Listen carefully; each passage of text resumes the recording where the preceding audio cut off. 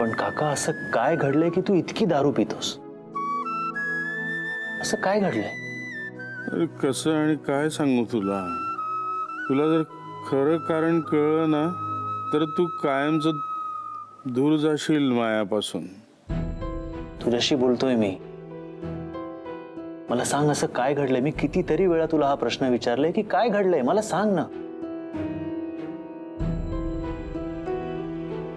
नाही रे, तू खूप वेळा विचारतो आणि दरवेळेला मी तुला सांगतो मी ह्या प्रश्नाचं उत्तर नाही देऊ शकत. तू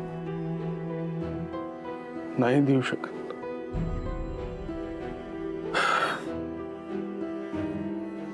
नाही सांगता येणार तुला मला.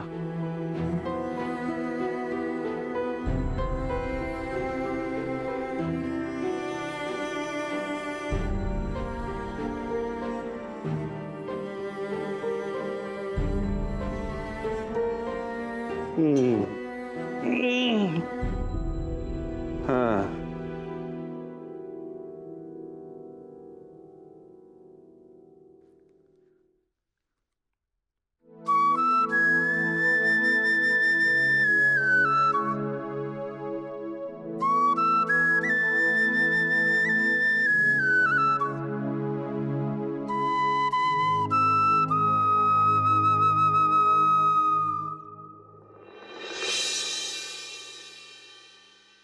आजोबा,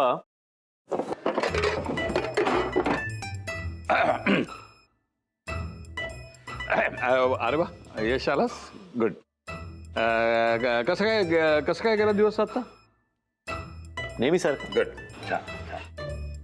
बरं, तुम्ही आता जे घाईघाईने तिकडे ड्रॉवर मध्ये लपवलं ना, ते द्या आता मला. गाई कशी काय? आणि मी कुठं काय केलंय? काय लपवलं मी? आजोबा, मला माहिती आहे तुम्ही आतमध्ये डबा लपवलाय, तो द्या आता मला. डबा? हो, डबा. बस झाली मस्करी आजोबा, आता द्या ना प्लीज. किती वेळा सांगितलं, मला डब्याविषयी काही माहित नाहीये. तू एवढ्याच्या गोष्टीसाठी एवढा अस्वस्थ होतोयस? तुमच्यामुळे आज ओरडा पडलाय मला.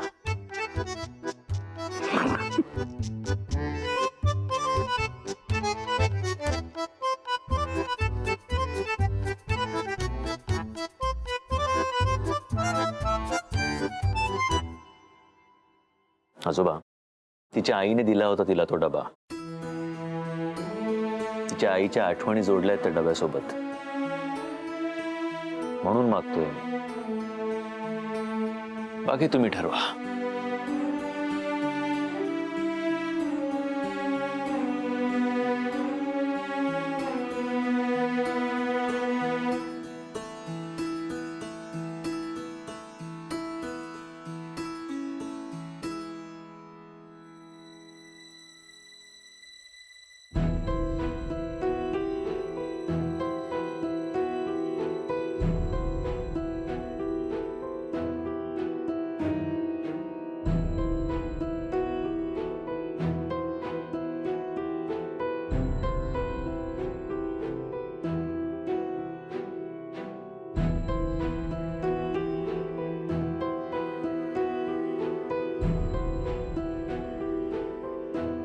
दिलेल्या वेळेत जर तुम्ही कर्ज फेडू शकला नाहीत तर ह्या घराचा लिलाव होणार.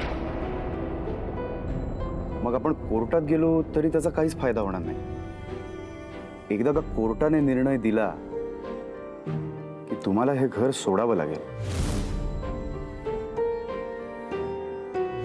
देव न करो पण म्हणजे मला असं वाटतं की दुसऱ्या घराचा ऑप्शन पाहून ठेवलेला बरा.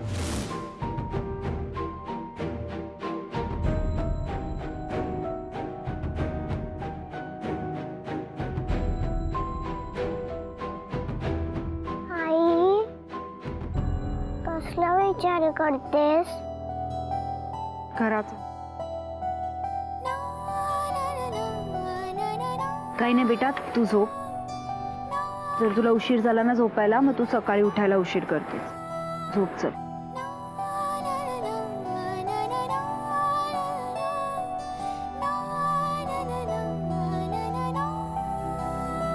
द्याल आता डबा. काय बघताय? बघतोय माझ्या नातवाकडे डोळे भरून बघतोय मी. तेवढा गंभीर विचार करतोय बघून मला खूप बरं वाटतंय. संसारात त्या छोट्या छोट्या गोष्टींबद्दल तू एवढा गंभीर, याचा अर्थ तू लग्नाला तयार झालायस. तुम्ही कमाल आहात हो आजोबा.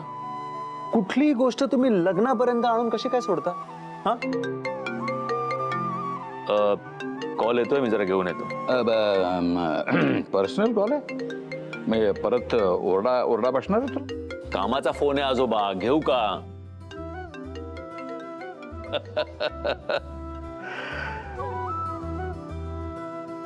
अरे तुला काय आज ओळखतोय मी, तुला ना साधं खोटं बोलता येत नाही. कमाल आहे बाबा. कस काय व्हायचंय मलाच परमेश्वर जाणे.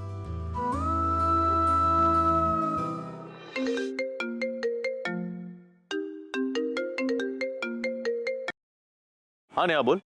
हा यश, तू कुठे राहतोस? माझं घर हे म्हणजे जवळच. का ग, काय झालं? नाही म्हणजे तुझ्या एरियात एखाद छोटी चांगली खोली असेल तर बघ ना, माझ्या आणि परीसाठी. अच्छा, मी बघतो. पण तुझ्या घराचा प्रॉब्लेम सॉल्व्ह नाही झाला? नाही तसं नाही, पण एक ऑप्शन म्हणून बघून ठेवायला काही हरकत नाहीये ना.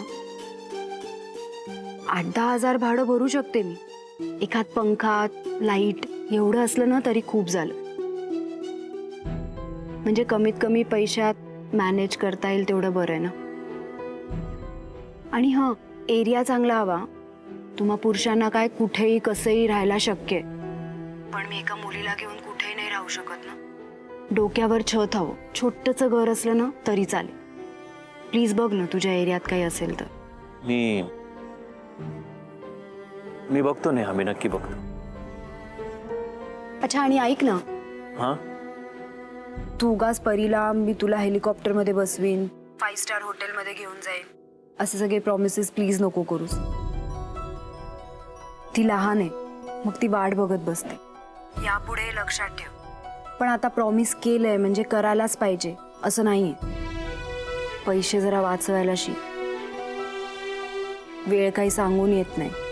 कधी कुठे कसे पैसे लागतात ना सांगता येत नाही. त्यामुळे प्लीज उगाच खर्च करू नकोस. अच्छा, आणि ते घराचं प्लीज लक्षात ठेव. म्हणजे छोटंसं घर असलं तरी चालेल. हो. आणि शेवटी घर काय माणसानी बनतं. मी आणि परी छोट्याशा खोलीत पण खुश राहू. ठेवू फोन? हो, मी बघतो नेहा, मी नक्की बघतो. Good night. Good night, bye.